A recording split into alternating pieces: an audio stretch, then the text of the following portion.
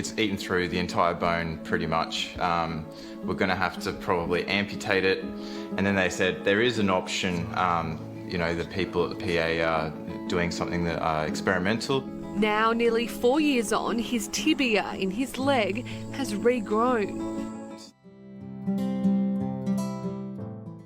Now, the 17-year-old is a medical marvel, the second patient in the world to have a 3D printed implant in her leg to help regrow her own bone. The surgery is called regenerative matching axial vascularization. It works by printing a 3D scaffold of a tibia bone. Scaffold for Ash's surgery was printed by Australian-Singaporean company Osteopore. Weeks after, doctors were amazed with Ash's progress. She was able to stand and even navigate stairs weeks before it was expected.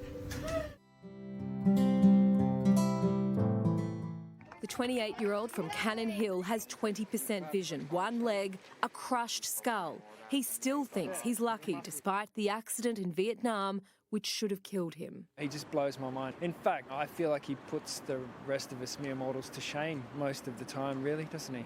Brodie was the first person in the world to have an osteopore implant, which dissolved when his skull regrew. Being the guinea pig for it has definitely paid off very well. Brodie wants to represent Australia. Shoot for the stars. Or higher. He's also earning a finance degree. The 58-year-old originally had the jawbone rebuilt with bone from his leg, but that disintegrated under further cancer treatment.